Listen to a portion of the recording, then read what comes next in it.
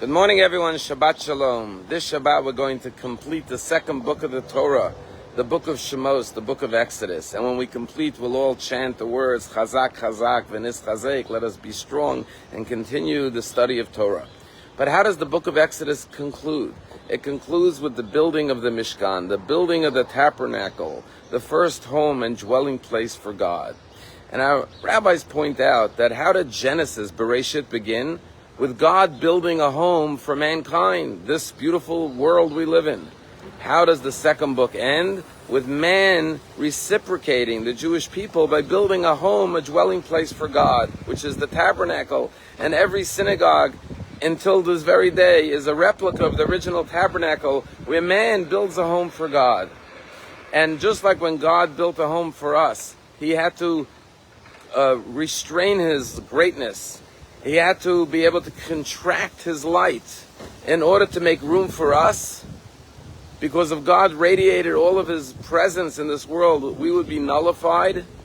So too, when we reciprocate, we come into the synagogue and we humble ourselves. We contract our ego and stand with reverence and love and awe before the presence of God.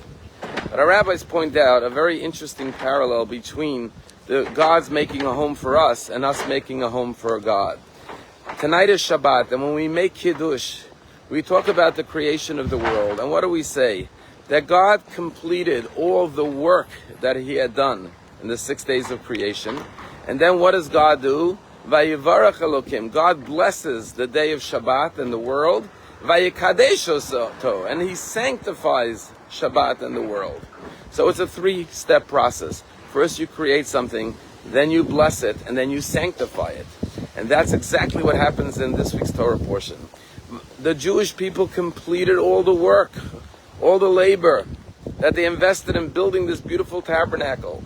The tabernacle was completed, it says. The work was done. And then what happens next? Moses blesses the Jewish people on the job well done.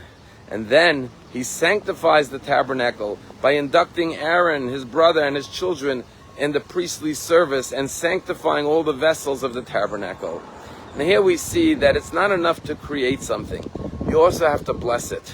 As parents, if we're blessed to have children, having the children and creating them is only the beginning. But then the journey of life is to bless your children, not just to bless them physically as we will do on Friday nights at the Shabbat table, but to bless them, which means to see, to acknowledge, to highlight the good that they have within themselves. And this is not only true with our children, but any person. In order to help them be creative, you have to acknowledge and bless them. Because when you bless someone and you compliment them sincerely, you show them their inner goodness, their inner potential, and that helps them further develop those qualities. There's a story told about a teacher, a principal, who had a class that was the worst class in the school. Troublemakers, challenged with learning problems. And this class was all failing. And every teacher that came in would quit. Nobody wanted to teach these kids. And one day, the principal hired a new teacher. Teacher came in, went into the classroom, and suddenly magic started to happen. The grades started to go up. The kids started paying attention. The kids started learning. They were engaged. And by the end of the year, all the marks had grown and risen dramatically. The D students to C, and then to B, and then to A students.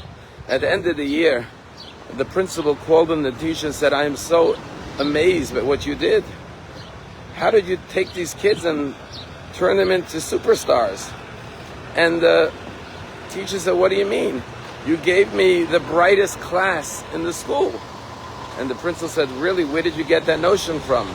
And the teacher said, well, when I came into your office the first day, you gave me a list of all the kids with their names and their IQ numbers next to them. And it was 124, 134, 141, all these high number, brilliant kids. So of course they did well. And the principal said, could I see that list I gave you? He said, sure, I have it. And he hands it to the principal. The principal looks at it and says, those aren't their IQ numbers. Those are their locker numbers. But you see, when the teacher went in, believing in these kids, acknowledging them for their potential, that actually created that potential in them. Let us not just create in this world. Let us always see the blessing in everything. bless everything and sanctify it. Have a Shabbat Shalom.